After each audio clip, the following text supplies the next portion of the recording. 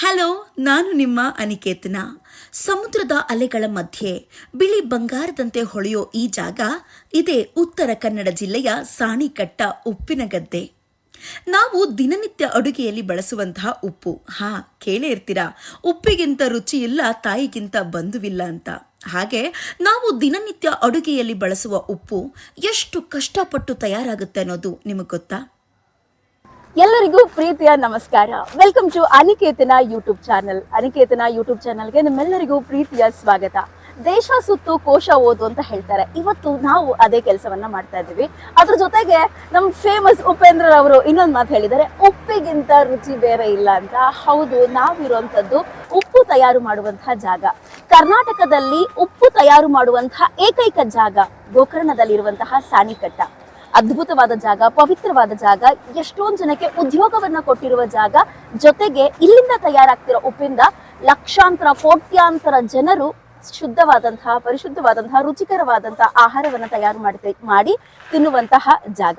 ನಮ್ಮ ಜೊತೆ ಇದ್ದಾರೆ ಇಲ್ಲೇ ಕೆಲಸ ಮಾಡುವಂತಹ ಸಿಬ್ಬಂದಿಗಳು. ಅವ್ರ ಹತ್ರ ಮಾತಾಡೋಣ. ಸರ್ ನಮಸ್ತೆ. ನಮಸ್ಕಾರ. ನಿಮ್ಮ ಹೆಸರು ಸರ್? ರಾಮುಗೌಡ ಹೇಳಿ. ರಾಮುಗೌಡ ಅವರೇ, ಈ ಜಾಗದ ಮಹಿಮೆ ಹೇಳಿ. ಕರ್ನಾಟಕದಲ್ಲಿ ಉಪ್ಪು ಬೆಳೆಯುವಂತ ಒಂದು ಜಾಗ ಅಂತ ಹೇಳಿದ್ರೆ ನಮ್ಮ ಕರ್ನಾಟಕದಲ್ಲಿ ಈ ಸಾಣೆಕಟ್ಟ ಮತ್ತು ಕಸ್ಟಮ್ ಅಂಡರ್ಟೇಕಿಂಗ್ ಅಲ್ಲಿ ನಡೀತಾ ಇರುವಂತದ್ದು ಇದು. ಇಡೀ ಕರ್ನಾಟಕದಲ್ಲಿ ಇದೇ ಒಂದು ಜಾಗದಲ್ಲಿ ಉಪ್ಪನ್ನ ತೆಗೆಯುವಂತದ್ದು, ಮತ್ತೆ ಎಲ್ಲೂ ತೆಗೆಯೋದಿಲ್ಲ. ದಂಡಿ ಸತ್ಯಾಗ್ರಹದ ಬಗ್ಗೆ ಗೊತ್ತು, ಗಾಂಧೀಜಿರವರು ದಂಡಿ ಸತ್ಯಾಗ್ರಹ ಇಲ್ಲೇ ಪಕ್ಕದಲ್ಲಿ ಅಂಕೋಲಾ ಬಾರ್ಡರ್ ಅಂತ ಹೇಳ್ತಾರೆ, ಅಲ್ಲಿ ಗಾಂಧೀಜಿಯವರೆಲ್ಲ ಬಂದಿದ್ದು ಹಿನ್ನೆಲೆ ಇದೆ. ಆ ಒಂದು ಟೈಮಿಗೆ ಇಲ್ಲಿನೂ ಬಂದು ಹೋಗಿರಬಹುದು ಏನೋ, ಆ ರೀತಿ ಇದೆ. ಹೌದು, ಇಂಥ ಪವಿತ್ರವಾದ ಜಾಗ, ಅದು ಉಪ್ಪಿನ ಸತ್ಯಾಗ್ರಹ ನಡೀತಿತ್ತು ಅಂತಂದ್ರೆ. ಹೌದು. ಸೊ ಇಂಥ ಪವಿತ್ರವಾದ ಜಾಗ ಎಷ್ಟೊಂದು ಜನಕ್ಕೆ ಉದ್ಯೋಗ ಕೊಟ್ಟಿದೆ. ಇದ್ರ ಬಗ್ಗೆ ಹೇಳಿ, ಎಷ್ಟು ಜನ ಕೆಲಸ ಮಾಡ್ತಾರೆ ಇಲ್ಲಿ? ಕೆಲಸ ಒಂದು 300 ಜನ ಮೇಲ್ಗಡೆ ಮಾಡಬಹುದು. ಫಸ್ಟ್ ಇಂದ ಉಪ್ಪು ತೆಗೆಯುವಂತ ಜನನು ಬೇರೆ ಇದ್ದಾರೆ, ಉಪ್ಪನ್ನ ಪ್ಯಾಕ್ ಮಾಡುವಂತ ಜನನು ಬೇರೆ ಇದ್ದಾರೆ, ಆಮೇಲೆ ಉಪ್ಪನ್ನ ಲಿಫ್ಟ್ ಮಾಡುವಂತ ಜನನು ಇದ್ದಾರೆ, ರೆಡಿ ಮಾಡ್ತಾರೆ, ರೆಡಿ ಮಾಡಿದ ಉಪ್ಪನ್ನ ಲಿಫ್ಟ್ ಮಾಡುವಂತ ಜನನು ಇದ್ದಾರೆ. ಎಲ್ಲ ತುಂಬಾ ಜನ ಇದ್ದಾರೆ. ಒಂದು 300 ಜನಕ್ಕಿಂತ ಮೇಲ್ಗಡೆ ಹೆಚ್ಚಿನದಾಗಿ ಕೆಲಸ ಮಾಡಬಹುದು. ಆಮೇಲೆ ಮಹಿಳಾ ಉದ್ಯೋಗಿಗಳು ಜಾಸ್ತಿ ಇದ್ದಾರೆ. ಹೌದು, ಹೆಚ್ಚಿನದಾಗಿ ಮಹಿಳಾ ಉದ್ಯೋಗಿಗಳು ಒಂದು 75ರಿಂದ 80 ಇರ್ಬೋದು, 110 ಹತ್ರ ಇರ್ಬೋದು ಹೆಚ್ಚಿನದಾಗಿ. ಹೌದು. ನಾವು ಇರುವಂತಹ ಜಾಗ ಸಾಣಿಕಟ್ಟ, ಗೋಕರ್ಣದಲ್ಲಿ ಇರುವಂತದ್ದು ಉಪ್ಪನ್ನ ತಯಾರು ಮಾಡಿಸುವಂತಹ ಏಕೈಕ ಜಾಗ. ಇನ್ನೊಂದು ಡೌಟ್ ಇದೆ ಸರ್, ಕೇಳ್ಬಿಡ್ತೀನಿ. ಇದು ನೋಡ್ತಿದ್ರಲ್ಲಿ ಇದ್ರಲ್ಲಿ ನಂಗೆ ಮರಳು ನೋಡ್ದಂಗ ಅನಿಸ್ತಿದೆ. ಅದು ಅಲ್ಲ, ಮರಳಲ್ಲ, ಇದು ಉಪ್ಪಿನ ಕಲರ್ ನ್ಯಾಚುರಲ್ ಆಗಿ ಬರುವಂತ ಒಂದು ಆ ಉದ್ದೇಶದಿಂದ ಇದೇ ಕಲರ್ ಬರುತ್ತೆ. ಯೂಸ್ ಮಾಡೋದಾ ಅಥವಾ ಇದಕ್ಕೆ ಮತ್ತೆ ಯಾರಾದ್ರೂ ಪ್ರೊಸೆಸ್ ಮಾಡೋದಾ? ಇಲ್ಲ, ಮತ್ತೆ ಇದಕ್ಕೇನು ಪ್ರೊಸೆಸ್ ಮಾಡೋದಿಲ್ಲ. ಇದು ಎಲ್ಲೆಲ್ಲಿಗೆ ಹೋಗುತ್ತೆ ಸರಬರಾಜು? ಇದು ನಮ್ದು ಉತ್ತರ ಕನ್ನಡ ಟೋಟಲಿ ಹೋಗುತ್ತೆ, ಹುಬ್ಳಿ, ಧಾರವಾಡ, ಬೆಂಗಳೂರು ಕಡೆನೂ ಹೋಗುತ್ತೆ. ಬೆಂಗಳೂರು ಈ ಔಷಧಿ ಮಾಡ್ತಾರಲ್ಲ, ಅವರು ತಗೋಗ್ತಾರೆ, ಈ ಆಯುರ್ವೇದಿಕ ಔಷಧಿಗೆ ತಗೋಗ್ತಾರೆ. ಓಕೆ. ಈಗ ಇದು ಎಷ್ಟು ಕೆಜಿ ಲೆಕ್ಕದಲ್ಲಿ ತುಂಬ್ತಾ ಇರೋದು ನೀವು? 1 ಕೆಜಿನ? ಇದು ಉಪ್ಪು ಒಂಥರ ಮರಳಿನ ತರ ಅನ್ಸುತ್ತಲ್ಲ ನೋಡಿ. ಮಣ್ಣಿನಲ್ಲಿ ಬೆಳೆಯುವುದು. ಓಕೆ. ಅದು ಮಣ್ಣಿನ ಕಲರೇ ಬರ್ತದೆ, ಆದ್ರೆ ಆಮೇಲೆ ತೆಗೆದು ಆಮೇಲೆ ವೈಟ್ ಕಲರ್ ಬರ್ತದೆ. ಪ್ರತಿದಿನ ಬಂದು ಈ ತರ ಉಪ್ಪು ಪ್ಯಾಕ್ ಮಾಡೋದು ಕೆಲಸ. ಎಲ್ಲ ಹೆಂಗಸರು ಇದೇ ಊರವ್ರ? ಇದೇ ಊರವರೇ, ಇದೇ ಏರಿಯಾದವರೇ. ಹೌದಾ? ಅಂದ್ರೆ ಹಳ್ಳಿಯಲ್ಲಿ ಒಂದೊಂದು ಊರು ಹೆಸರು ಇರ್ತದೆ. ಅಯೋಡಿನ್ ಯುಕ್ತ ಉಪ್ಪು ನೋಡಿ. ಗಳಕಂಡ ರೋಗವನ್ನು ತಡೆಯಲು ಯಾವಾಗಲೂ ಅಯೋಡಿನ್ ಯುಕ್ತ ಉಪ್ಪನ್ನೇ ಉಪಯೋಗಿಸಿರಿ. ಅಯೋಡೈಸಿಂಗ್ ಏಜೆಂಟ್, ಪೊಟ್ಯಾಷಿಯಂ ಅಯೋಡೇಟ್, ಅಯೋಡಿನ್ ಪ್ರಮಾಣ ಇದರಲ್ಲಿ 30 ppm ಇದೆಯಂತೆ. ಮತ್ತೆ ನಿಖರವಾದ ತೂಕ 1 ಕಿಲೋಗ್ರಾಮ್ ಇದೆ. 50 ಪ್ಯಾಕೆಟ್ಗಳು ಈ ಚೀಲದಲ್ಲಿ ತುಂಬಲಾಗುತ್ತದಂತೆ. ಈಗ ನಾವಿರುವಂಥದ್ದು the Nagarbail salt owners cooperative society limited, Sanikatta, Uttara Kannada ಜಿಲ್ಲೆ. ಇಲ್ಲಿರೋದು ನಾನು ಮೊದಲು ಅನ್ಕೊಂಡೆ ಯಾವುದೋ ಮರಳಿನ ರಾಶಿಯಲ್ಲಿ ಇದ್ದೀವಿ ಅಂತ. ಅಲ್ರಿ, ಇದೇ ಉಪ್ಪು, ಅಯೋಡಿನ್ ಯುಕ್ತ ಉಪ್ಪು. ಇದು ಪ್ಯಾಕೆಟ್ಗಳಾಗಿ ಪರಿವರ್ತನೆಯಾಗಿ ಇಲ್ಲಿಂದ ಸರಬರಾಜು ಆಗುತ್ತದೆ. ಒಂಥರ ಹೊಸ ಅನುಭವ ನಿಜಕ್ಕೂ ಇದು ನನಗೆ. ಕರ್ನಾಟಕದಲ್ಲಿ ತಯಾರಾಗುವಂತಹ ಉಪ್ಪಿನ ಕೇಂದ್ರದಲ್ಲಿ ನಾವಿದ್ದೇವೆ. ಉಪ್ಪನ್ನು ತಯಾರು ಮಾಡುವಂತಹ ಘಟಕದಲ್ಲಿ ಇದ್ದೇವೆ. ಆ ಘಟಕದಿಂದ ಇವಾಗ ಪ್ರೋಸೆಸ್ ಆಗಿ ಕಡೆಯದಾಗಿ ಉಪ್ಪು ಈ ಒಂದು ಏನು ಈ ಸೆಟಪ್ ಇದೆಯಲ್ಲ, ಇಲ್ಲಿ ಸ್ಟೋರೇಜ್ ಆಗುತ್ತೆ. ಇಲ್ಲಿಂದ ಈ ತರ ಪ್ಯಾಕೆಟ್ಸ್ಗಳು ಮಾಡಿ. ಈ ಮೆಷಿನ್ ಎಂತಕ್ಕೆ ಯೂಸ್ ಮಾಡ್ತಾರೆ ಅಕ್ಕ? ಒಂದೇ ಒಂದು ನಿಮಿಷ.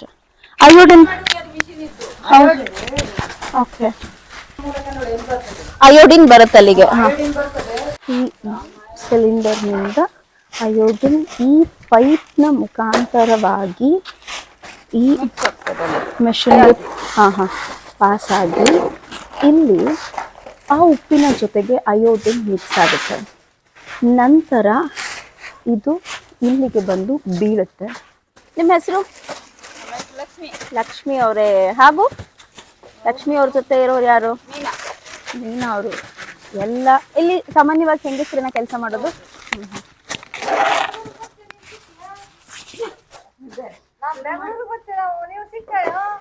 ಹೌದಾ, ಬನ್ನಿ ಸಿಗೋಣ.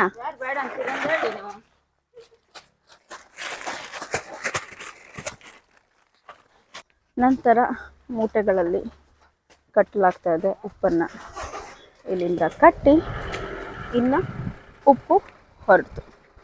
ಉಪ್ಪನ್ನು ತಯಾರು ಮಾಡುವಂತಹ ಘಟಕ ಕರ್ನಾಟಕದ ಏಕೈಕ ಜಾಗ ಇದು. ಸಾಣಿಕಟ್ಟ ಗೋಕರ್ಣದಲ್ಲಿ ಇದೆ. ಉತ್ತರ ಕನ್ನಡ ಜಿಲ್ಲೆ ಗೋಕರ್ಣದ ಸಾಣಿಕಟ್ಟದಲ್ಲಿ ಉಪ್ಪನ್ನು ತಯಾರು ಮಾಡುವಂತಹ ಘಟಕದಲ್ಲಿ ಬಂದಿದ್ದೇವೆ. ತಲಾಂತರಗಳಿಂದ ಇಲ್ಲಿ ಉಪ್ಪು ತಯಾರಿಕೆ ನಡೀತಾನೆ ಇದೆ. ಹೇಗೆ ಮಾಡ್ತಾರೆ ಮತ್ತು ಇನ್ನಷ್ಟು ವಿಚಾರಗಳನ್ನ ತಿಳ್ಕೊಳ್ಳೋಣ ಬನ್ನಿ. ಗಾಯದ ಮೇಲೆ ಉಪ್ಪು ಸುರಿದ್ರು ಈ ಥರ ಮಾತು. ಸೊ ಆ ಥರ ಏನಾದ್ರು ಇಲ್ಲಿ ಗಾಯ ಆಗಿತ್ತು ಅಂತಂದರೆ ಕಾಲು ಉರಿಯೋದಂತೂ ಪಕ್ಕ. ಆದರೆ ನಮ್ಮದು ಒಂದಿನದ್ದು ಕತೆ ಸರಿ. ಈ ಜನ ದಿನ ಇಡೀ ಅದೇ ಜೀವನ ಅವರಿಗೆ. ಆದರೆ ಇಲ್ಲಿಂದ ನ್ಯಾಚುರಲ್ ಆಗಿ ತಯಾರಾಗುವಂತಹ ಜಾಗ ಇದು. ಅವರು ಭಾರ ಹೊತ್ಕೊಂಡು ಬರ್ತಿದ್ದಾರೆ. ಎಲ್ಲ ಕಡೆ ಉಪ್ಪನ್ನು ತೆಗೆದು ರಾಶಿ ಮಾಡಿದ್ದಾರೆ. ಆ ರಾಶಿಯಿಂದ ಹೊತ್ಕೊಂಡು ಇವರು ಅಲ್ಲಿ ಹೋಗಿ ಅದನ್ನು ಹಾಕಬೇಕು. ಅಲ್ಲಿ ಲಾರಿಗಳಿಗೆ ಲೋಡ್ ಆಗುತ್ತೆ. ಲೋಡ್ ಆದ ಉಪ್ಪು ಅಲ್ಲಿ ಹೋಗಿ ಪ್ಯಾಕೆಟ್ ಆಗುತ್ತೆ. ಅರಬ್ಬಿ ಸಮುದ್ರದ ತೀರದಲ್ಲಿರುವ ಈ ಸಾಣಿಕಟ್ಟ ಗ್ರಾಮ ಪ್ರಾಕೃತಿಕ ಸೌಂದರ್ಯಕ್ಕೂ ಸಾಂಪ್ರದಾಯಿಕ ಉಪ್ಪು ತಯಾರಿಕೆಗೂ ಪ್ರಸಿದ್ಧವಾದಂತಹ ಸ್ಥಳ. ಬೆಳಿಗ್ಗೆ ಸೂರ್ಯೋದಯವಾದ ಕ್ಷಣದಿಂದಲೇ ಇಲ್ಲಿನ ಜನರ ಕೆಲಸ ಆರಂಭವಾಗ್ಬಿಡುತ್ತೆ.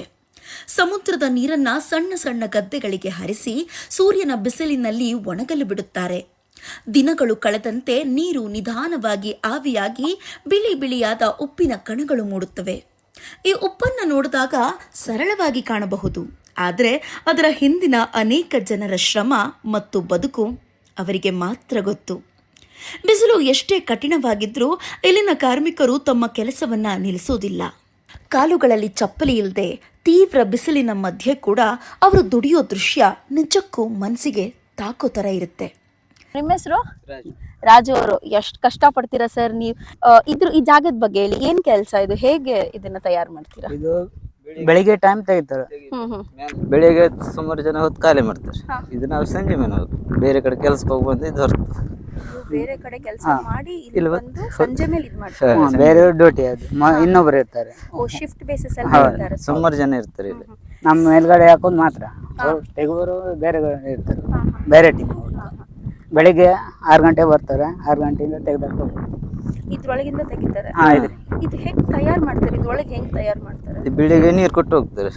ನೀರು ಕೊಟ್ಟದ್ಮೇಲೆ ಸಂಜೆ ತನಕ ಇಷ್ಟು ಹಿಂಗೆ ಹೀಟ್ ಆಗ್ತದೆ ಅಲ್ಲದು, ಗರಂ ಆಗ್ತದೆ. ಗರಂ ಆಗಿ ಉಪ್ಪು ಆಗ್ತದೆ, ಹೀಟ್ ಆಗಿ.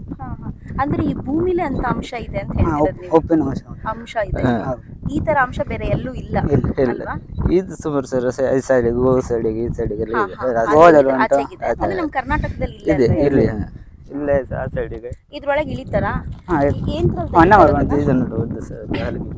ಇಲ್ಲೆಲ್ಲ ಕೆಲಸ ಮಾಡೋದ್ ಸಾಮಾನ್ಯ ಇದೇ ಊರವ್ರ?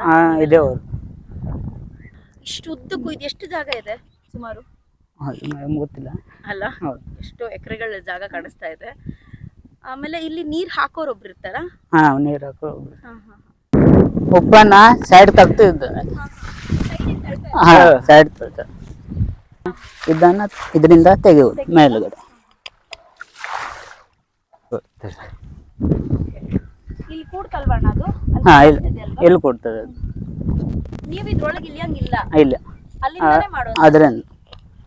ಅಂದ್ರೆ ಅಷ್ಟು ದೊಡ್ಡ ಕೋಲು ಈಚೆಗೆ ಬೇಕು. ಈ ಕಡೆ ಬಂದ್ರಿ ಇವಾಗ ಒಳಗೆ ಇಳಿಯಂಗಿಲ್ಲ ಅಂತ. ಅದು ಈಗ ಉಪ್ಪ ಬಂತು. ಕೇವಲ ನೀರ್ ಹಾಕಿ ಇವತ್ತು ಇಟ್ಟು ಹೋಗೋದು ಮತ್ತೆ ನಾಳೆ ಬಂತ ಬೆಳಿಗ್ಗೆ. ಬೆಳಿಗ್ಗೆ ಈಗ ಹೀಟ್ ಆಗ್ತದಲ್ಲ, ಬೆಳಿಗ್ಗೆ ಬಂದು ತಣ್ಣೀರು ಬಿಡು. ನೀರ್ನ ಅಲ್ಲೇ ಬಿಟ್ಟು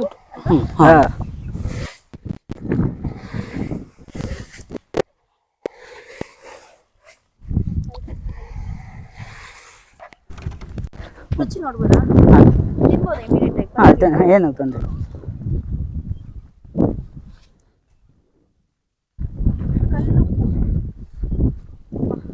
ಆಮೇಲೆ ಐಡಿನ್ ಮಾಡ್ತಾರೆ ಅದು ಮಿಷಿನಿಗೆ ಹಾಕಿ. ಇದು ಹೇಳಿದ್ರು ಅಯೋಡಿನ್ ಹಾಕ್ತಾರೆ ಹೌದು.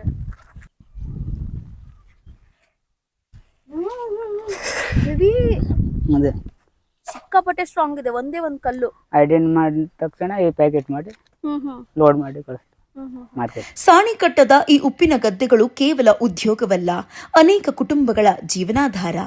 ಪೀಳಿಗೆಯಿಂದ ಪೀಳಿಗೆಗೆ ಇಲ್ಲಿನ ಜನರು ಈ ಕೆಲಸವನ್ನ ಮುಂದುವರೆಸಿಕೊಂಡು ಬಂದಿದ್ದಾರೆ. ಒಂದು ಕಡೆ ನೀಲಿ ಆಕಾಶ, ಮತ್ತೊಂದು ಕಡೆ ಬಿಳಿ ಉಪ್ಪಿನ ಗದ್ದೆಗಳು.